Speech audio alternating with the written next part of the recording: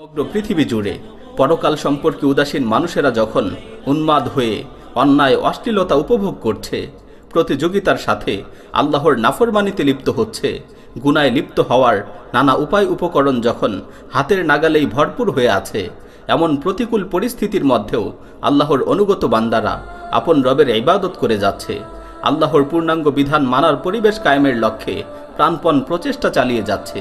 বস্তুত মহান আল্লাহই তার আনুগত্যশীল বান্দাদের অন্তরে ঈমানের স্বাদ আর মিষ্টতা দান করেছেন, কারণ তারা সন্তুষ্ট চিত্তে আল্লাহকে রব হিসেবে মেনে নিয়েছে, আল্লাহর মনোনীত জীবন ব্যবস্থা ইসলামকে দিন হিসেবে গ্রহণ করেছে, আল্লাহর পয়গম্বর মুহাম্মদ সাল্লাল্লাহু আলাইহি ওয়াসাল্লামকে রাসূল হিসেবে মেনে নিয়েছে। হাদিস শরীফে বর্ণিত হয়েছে, রাসূলুল্লাহ সাল্লাল্লাহু আলাইহি ওয়াসাল্লাম বলেছেন, যাকা তা'মাল ঈমানি মান রাদিয়া বিল্লাহি রাব্বা ওয়া বিল ইসলামি দীনা ওয়া বিমুহাম্মাদির রাসূলা। সেই ব্যক্তি ঈমানের স্বাদ আস্বাদন করেছে যে আল্লাহকে রব হিসাবে, ইসলামকে দিন হিসেবে এবং মুহাম্মদ সাল্লাল্লাহু আলাইহি ওয়াসাল্লামকে রাসূল হিসেবে সন্তুষ্ট চিত্তে গ্রহণ করেছে। অপর এক হাদিসে বর্ণিত হয়েছে, রাসূলুল্লাহ সাল্লাল্লাহু আলাইহি ওয়াসাল্লাম আবু সাঈদ খুদরি রাদিয়াল্লাহু তাআলা আনহুকে লক্ষ্য করে বলেছেন, ইয়া আবা সাঈদ, মান রাদিয়া বিল্লাহি রাব্বা ওয়া বিল ইসলামি দীনা ওয়া বিমুহাম্মাদিন নাবিয়্যা ওয়াজাবাত লাহুল জান্নাহ।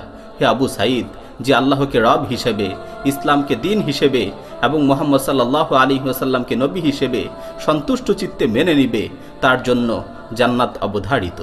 রাসূলুল্লাহ সাল্লাল্লাহু আলাইহি ওয়াসাল্লাম আরও বলেছেন, সালাসুন মান কুন্না ফীহি ওয়াজাদা বিহিন্না হালাওয়াতাল ঈমান, মান কানা আল্লাহু ওয়া রাসূলুহু আহাব্বা ইলাইহি মিম্মা সিওয়াহুমা, ওয়া আন ইউহিব্বাল মারআ লা ইউহিব্বুহু ইল্লাল্লাহ, ওয়া আন ইয়াকরাহা আন ইয়াউদা ফিল কুফরি বা'দা আন আনকাযাহু আল্লাহু মিন কামা ইয়াকরাহু আন ইউকযাফা ফিন নার।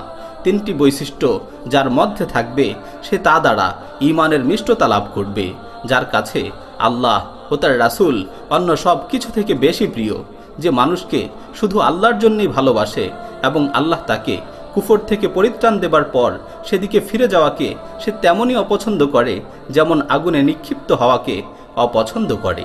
যে ব্যক্তি ঈমানের স্বাদ লাভ করেছে সে উন্মাদ হয়ে গুনাহ আর নাফরমানিতে নিমজ্জিত হতে পারে না, ভ্রষ্টতার অন্ধকারে হারিয়ে যেতে পারে না। যে ব্যক্তির নিকট আল্লাহ ও তার রাসূল জীবনের সব কিছু থেকে বেশি প্রিয়, সে কখনোই আল্লাহ ও তার রাসূলের অবাধ্যাচরণে ডুবে থাকতে পারে না। আল্লাহর বিধান এবং রাসূল সাল্লাল্লাহু আলাইহি ওয়াসাল্লামের সুন্নাহ পালনে সে তো সদা সর্বদা উদ্যমী থাকবে। প্রকৃতপক্ষে ঈমানের স্বাদ ও মিষ্টতা একজন মুমিনকে কঠিন কষ্ট মুসিবত হাসি মুখে বরণ করতে শেখায়, দ্বীনের জন্য আপন জানমাল কোরবানি করার অনুপ্রেরণা যোগায়। সাহাবায়ে কেরাম রাদিয়াল্লাহু আনহুমের ঈমান দীপ্ত জীবনী এর উজ্জ্বল দৃষ্টান্ত। ঈমানের সুমিষ্ট স্বাদ আস্বাদনের কারণেই তাদের পক্ষে দ্বীনের জন্য আপন জানমাল উৎসর্গ করা সহজ হয়ে গিয়েছিল। মক্কার মুশরিকেরা হযরত বেলাল রাদিয়াল্লাহু তাআলা আনহুর বুকের উপর ভারী পাথর চাপা দিয়ে তাকে মরুভূমির উত্তপ্ত বালুর উপর শুয়ে রাখত, আর এই কঠিন নির্যাতনের মুহূর্তেও তার জবান থেকে কেবল আহাদ আহাদ ধ্বনি উচ্চারিত হতো। বর্বর মুশরিকেরা হযরত খাব্বাব রাদিয়াল্লাহু তাআলা আনহুকে জ্বলন্ত অগ্নির উপর শুয়ে রাখত, অতঃপর তার পিঠের চর্বি গলে গলে সেই আগুন নিভে যেত। সুবহানাল্লাহ! ঈমানের কেমন স্বাদ আর মিষ্টতা লাভ করলে তাদের পক্ষে এমন নির্মম নির্যাতন সহ্য করা সম্ভব হয়েছিল। হযরত খুবাইব রাদিয়াল্লাহু তাআলা আনহুকে শুলিবিদ্ধ করে হত্যা করার পূর্বে কাফেরেরা জিজ্ঞেস করেছিল, যদি কোনো তামান্না থাকে তাহলে বলো। সে সময় তিনি বলেছিলেন, আমাকে এতটুকু সময় দেয়া হোক যেন 2 রাকাত নামাজ পড়ে নিতে পারি। হযরত যায়েদ ইবনে দাসিন্না রাদিয়াল্লাহু তাআলা আনহুকে হত্যা করার পূর্বে বলা হয়েছিল, যায়েদ, যদি তোমাকে তোমার পরিবার পরিজনের সাথে সুখে শান্তিতে থাকার জন্য ছেড়ে দেওয়া হয় আর তোমার পরিবর্তে মুহাম্মদকে এনে হত্যা করা হয়, তাহলে এটা কি তুমি পছন্দ করবে?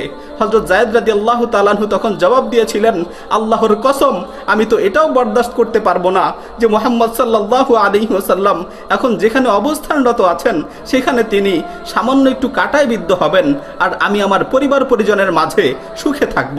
সুবহানাল্লাহ! ইমানের কেমন স্বাদ ও মিষ্টতা অন্তরে অনুভূত হলে জীবনের অন্তিম মুহূর্তেও ভালোবাসার এমন বহির্প্রকাশ হতে পারে। হযরত মুসআব ইবনে উমাইর রাদিয়াল্লাহু তাআলা আনহু ইসলাম গ্রহণের পূর্বে আয়েশি জীবন যাপনকারী এক বিলাসী যুবক ছিলেন। প্রতিদিন নতুন নতুন পোশাক পরিধান ছিল, যার ফ্যাশন, যার স্টাইল। অথচ এই মুসআব ইবনে উমাইর রাদিয়াল্লাহু তাআলা আনহু ইসলাম গ্রহণের পর ইমানের এমন এক স্বাদ আস্বাদন করে ধন্য হয়েছিলেন, পরিবারের সমস্ত ধন সম্পদ আর দুনিয়ার মোহ উপেক্ষা করে আল্লাহর রাহে বেরিয়ে পড়েছিলেন। অতঃপর এমন এক অবস্থা তার অতিবাহিত হয়েছিল, মাত্র একখানা চাদরই ছিল তার পরিধানের বস্ত্র।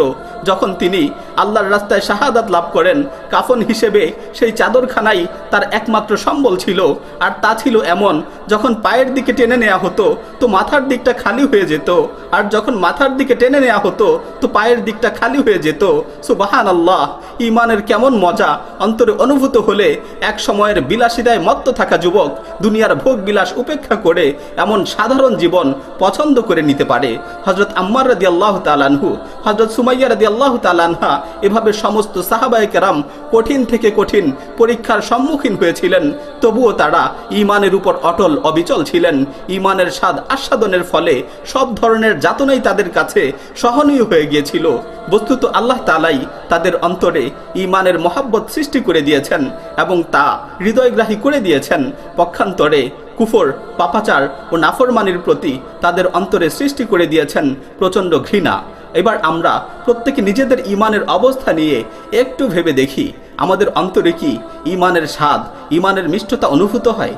আমরা কি সত্যি মহান আল্লাহকে রব হিসেবে, ইসলামকে দিন হিসাবে এবং মুহাম্মদ সাল্লাল্লাহু আলাইহি ওয়াসাল্লামকে রাসূল হিসেবে সন্তুষ্ট চিত্তে গ্রহণ করতে পেরেছি? রবের প্রকৃত অর্থ, দ্বীনের সঠিক স্বরূপ কি আমরা যথাযথভাবে উপলব্ধি করতে পেরেছি? মুহাম্মদ সাল্লাল্লাহু আলাইহি ওয়াসাল্লাম আমাদের রাসূল, আমরা কি পরিপূর্ণভাবে তার আদর্শ আঁকড়ে ধরতে পেরেছি? এসো হে ইমানের গুণে গুণান্বিত মুমিন, আল্লাহকে রব হিসেবে, ইসলামকে দিন হিসেবে এবং মুহাম্মদ সাল্লাল্লাহু আলাইহি ওয়াসাল্লামকে রাসূল হিসেবে সন্তুষ্ট চিত্তে গ্রহণ করার মাধ্যমে ইমানের প্রকৃত স্বাদ আর মিষ্টতা লাভ করবে আর জান্নাতকে নিজের জন্য ওয়াজিব করে নিবে। মহান আল্লাহ আমাদের সেই তৌফিক দান করুন। আমিন। ওয়া আখিরু দাওয়ানা আনিল হামদুলিল্লাহি রাব্বিল আলামিন।